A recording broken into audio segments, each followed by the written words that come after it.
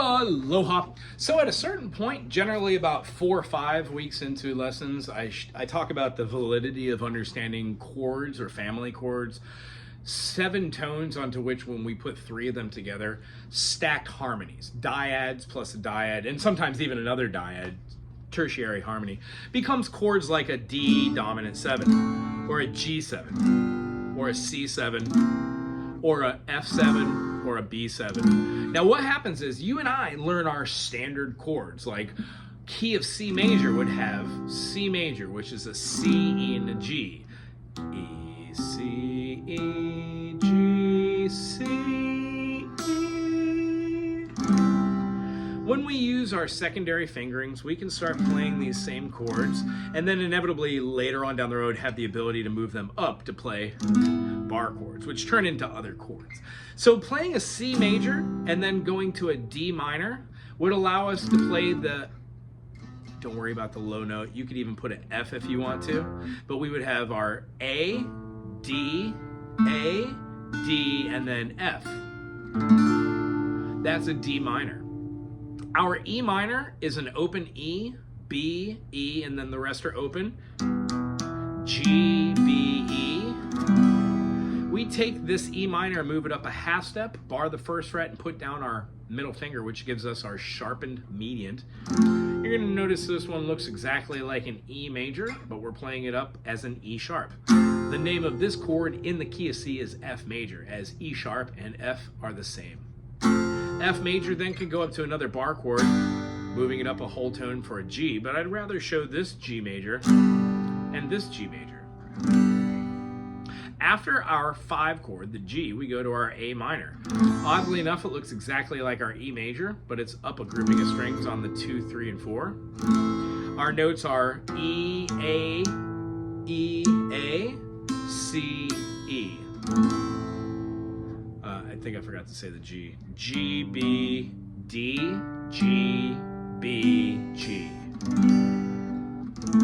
And then we've got our B diminished, which is our B. We've got an F. We've got our finger up top, which is going to grant us having that other B, or other D. And then our pinky is the D. You'll notice that this shape is the triangle shape that you use to play your D flat or your D sharp, E. We're just utilizing it here and then holding the bottom. The E strings are not played. And then lastly, we would go back to our C. When we play do, re, mi, fa, sol, la, ti, do. Those are the 7 chords based off of C, D, E, F, G, A, B. We haven't any sharps or flats. When we go up a 5th, we find ourselves at G major. Now, your chords of the day are D major, C major, and G major. There are going to be somewhere probably close to 300,000 songs that you can play with just those 3 chords. Doesn't matter where they are, G, C, D. When we play through the key of G major, it has a D major as the 5th. Notice that C major, even though it has a G, does not have a D major. It has a D minor, moving the median, or diminishing the median, the 3rd, a half step. When we play the triangle shape and then replace this and put it here, we get our D minor. Our D major is one of our shapes today. When you do your teeter-totters, you're going to be playing it using the 4, playing on the 1, resting on the 2, 3, and the 4, and then playing on the 1 again. Each one of these allows your hand to keep rhythm and allows your fingers to layer. 2, 3, 4. And then eventually, when you're used to doing this, it'll allow you to go back and forth between these chords. C major, and then C major. After that, G major, G major. Remember, the easiest way to do it is make sure your elbow is floating, your thumb is directly in the back of your fretboard, and that you're sitting up straight. I was not. Okay, after that, last week we talked kind of about doing like, this whole concept was to allow you to see what practice looks like. It's not so much necessary right now. What would be good is to keep going with spiders, doing your downstrokes, increasing your speed just a little bit, getting proficiency. I would say go through all of your quarters to do this on each individual string, and when you get all the way to the top, go with the eighth notes.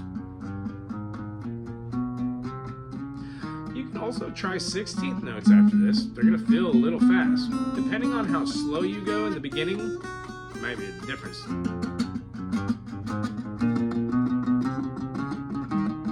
Sorry, these are tuplets.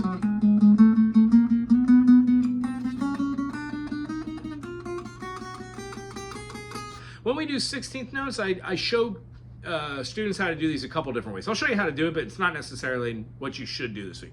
Just try to keep going with your 8th notes to your 16th notes. Down, down, down, up, down, down, down, up, down, down, down, up, down, down, down, up, down, down, down, down, up, down, down, down, up, down, down, down, up, down, down, down, up. What happens is we do different mechanisms. You might also do up, down, up, down, up, down, up, down, up, down, up, down, up, down, up, down, up, down, up, down. Or you might do down, up, down, up. You might even do down, down, up, down, down, down, up, down, down, down, up, down, down, down, up, down. There are different ways to practice doing it. The idea is make a different mechanism, go slow, practice it, and everything goes towards the greater good. One of the really cool things you could do then is then throw your 8th notes on alternating picking and walk up your spider exercises. You'd be shooting for the notes that you're deriving to be full, solid, not buzzing, have tonal quality.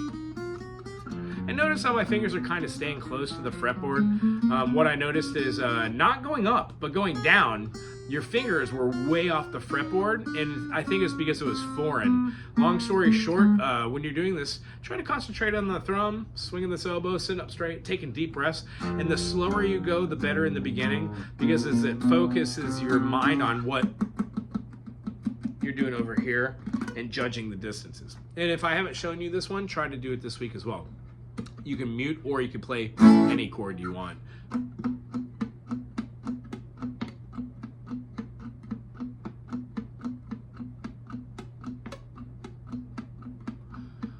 What I'm doing is 6, 5, 6, 4, 6, 3, 6, 2, 6, 1.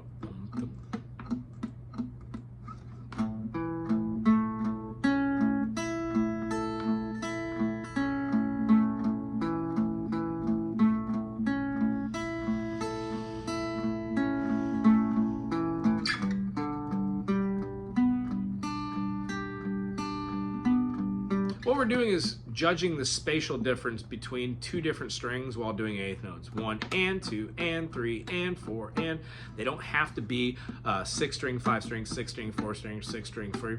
They can be downstrokes, all upstrokes. They could be down, down, up, up. You can do this any way you want. Just make your own pattern and see if you could go with it. And then lastly, I would say throwing a couple different patterns together would be really kind of cool. Here is a rhythm in something other than 4/4. If we were to have the chords of D major, we were to have the chords of C major, and the chord of G major. We're going to do a down, down, down, down, down, down, down, down, down, down,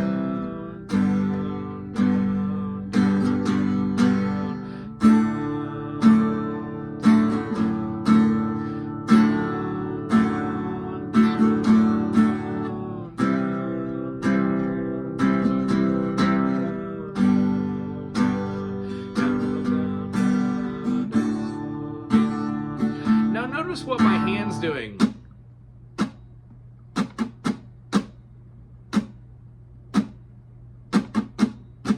What I'm doing is a broken rhythm, but I'm playing it as an inflection while keeping a solid rhythm. Down, up, down, up, down, up, down, up, down, up, down, up, down, up, down, up, 8th note, 8th note, 8th note.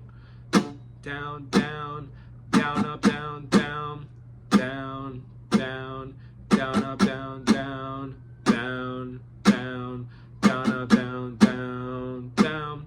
The spider exercises are for mobility, finger strength, and understanding what the smallest distance between two notes is. When we play our chords and teeter-totters, trying to play them with different fingerings, that allows us to play our different fingerings all the way up the fretboard and be able to play bar chords to get different chords when we want at any different point. You know, if we played here, stuff like that. And then our rhythm exercises like this one, down, down, down, up, down, down, is to keep the difference between broken and consistent rhythms. So when we're doing something like, I don't know. Oh, how about Paul Simon? A, D, A, A, E, A, D, A, A, E. He's doing A, D, A, A, E, A, D, A, E, A, A, A, A, A, A, D, D, E, E, E, E, E, E, A. When we do this, that rhythm,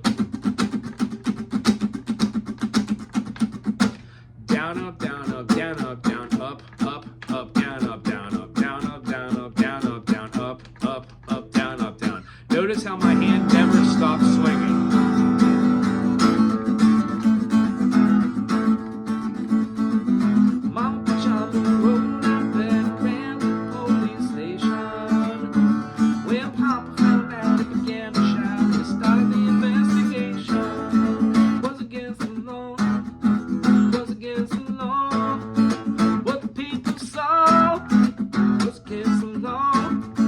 So that rhythm,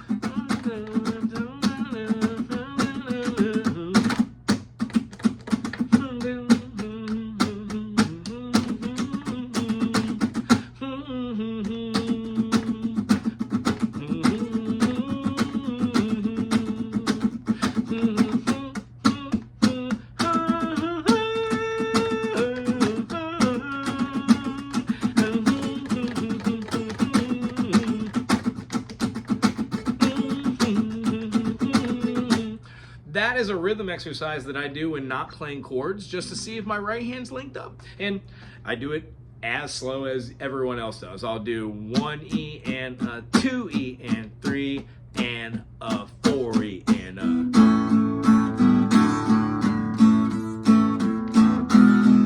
That's how I teach myself how to play rhythms. The other way is to actually just count out, and then on the other hand,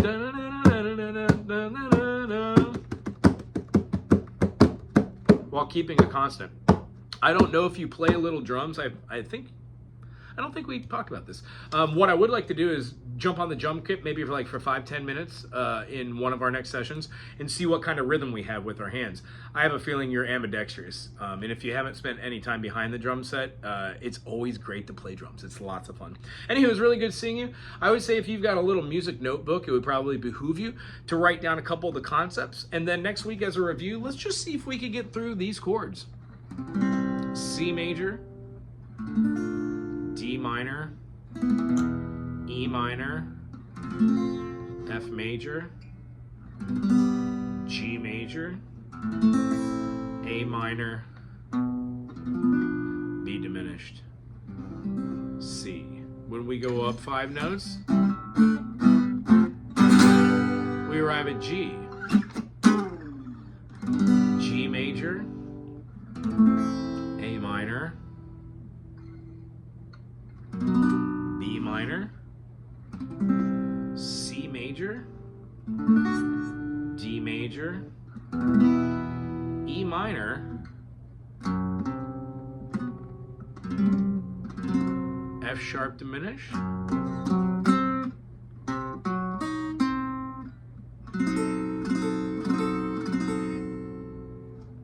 F sharp, C, F sharp, C. Otherwise, you can just play a D7 and it resolves back to our G. This is called a 5 dominant. D7, G. Do, re, mi, fa, sol, la, ti, do. Do, re, mi, fa, sol, la, ti, do. It's very good seeing you. We'll see you again next week.